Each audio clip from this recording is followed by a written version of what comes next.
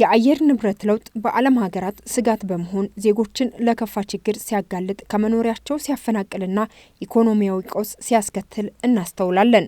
ሀገራትም ይህንን የአየር ንብረት ለውጥ ለመከላከል ይበጃል ያሉትን አማራጮች ሁሉ በመጠቀም አደጋውን ለመከላከል የመፍትሄ አማራጮችን ይወስዳሉ።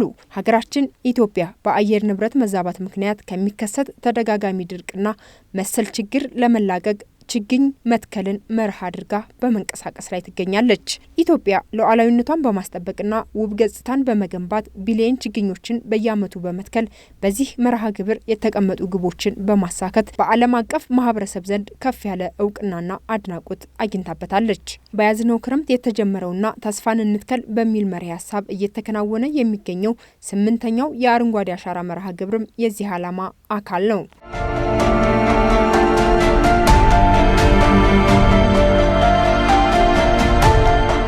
ተቋማችን መከላከያ የሀገርን ዳር ድንበር ከማስከበር ተልዕኮ ጎን ለጎን ለሀገሩ ልማትና እድገት የሚታትር ኃይል የገነባ በመሆኑ ሀገራችን ባካሄዳቻቸው የአረንጓዴ አሻራ መርሃ ግብር ግንባር ቀደም ተሰላፊ በመሆን አሻራውን አሳርፏል። በያዝነው ዓመትም ሀገራችን 8 ቢሊዮን ችግኞችን ለመትከል እቅድ የያዘች ሲሆን በተቋማችን መከላከያ ደረጃ ብቻ 20 ሚሊዮን ችግኞችን ለመትከል በተቀመጠው አቅጣጫ መሰረት የአረንጓዴ አሻራ መርሃ ግብሩ በተለያዩ የሰራዊቱ ክፍሎች ተጠናክሮ ቀጥሏል።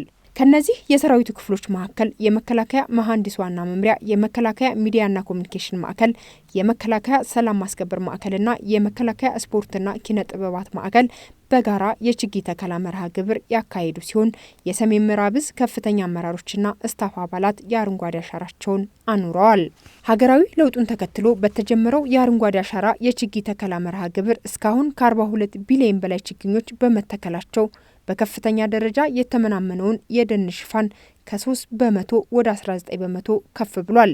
የዘንድሮውን 8 ቢሊዮን ችግኝ የመትከል እቅድ ማሳካት ሲቻል ደግሞ ከ50 ቢሊዮን በላይ መድረስ የሚያስችል ሲሆን በረዥም ጊዜ እቅድም ወደ 65 ቢሊዮን ለመድረስ እየተሰራ ይገኛል። አሁኑ ሰዓት የለውጡ አመራር በወሰደው ተነሳሽነትና እርምጃ ወደ 19% ደርሷል። በቅርቡ በተከታታይ በየዓመቱ በእንደዚህ አይነት መንገድ በሀገራችን ይህን አይነት ሽፋን እንዲቀጥል በቁርጠኝነት ከቀጠልን ድሮ ኢትዮጵያ የደረሰችበትን ማማ 44% የሚባለው በቅርቡ እንደርሳለን ተብሎ ይታመናል። ስለሆነም የችግኝ ተከላው ስንተክል ነገን ነው እየተከልን ያለ ነው። ልማትን ነው እየተከልን ያለ ነው። እድገትን ነው እየተከልን ያለ ነው።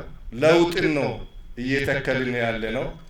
የሀገር ከፍታን ነው እየተከልን ያለ ነው።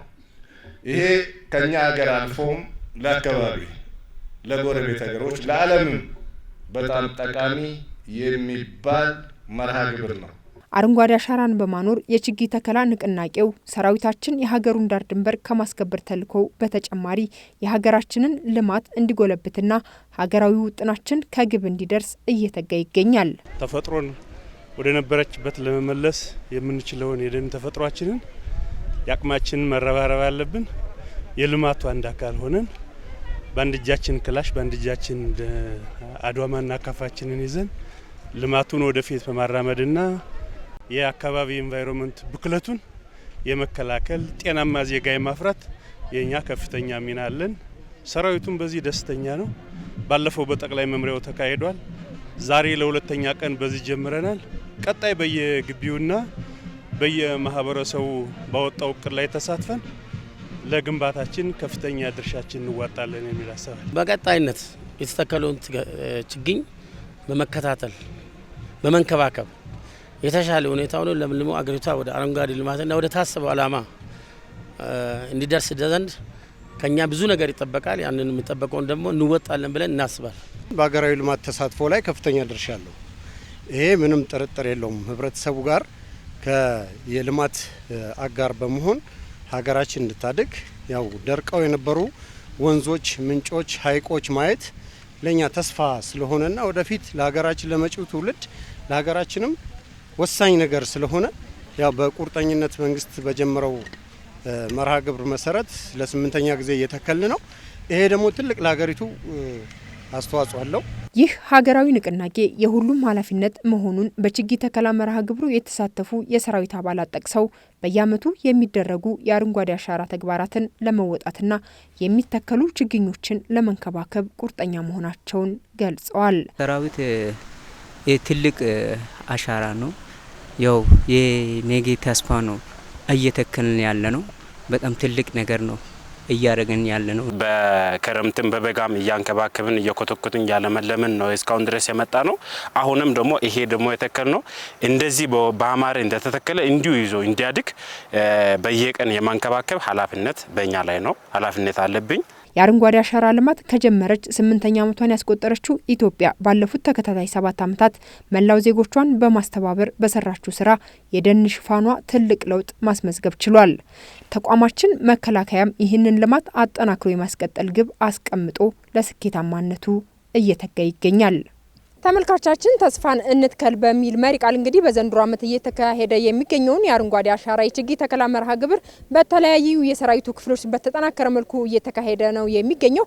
ይህ የችግኝ ተከላ እንግዲህ ለቀጣይም በተጠናከረ መልኩ የሚቀጥል ነው የሚሆነው። እኛም እንግዲህ በዚህ ሳምንት የተከናወኑ የችግኝ ተከላ መርሃ ግብሮችን ጠቅለል አድርገን ወደ እናንተ ያደረስንበትን በዚህ አበቃን። ሰላም።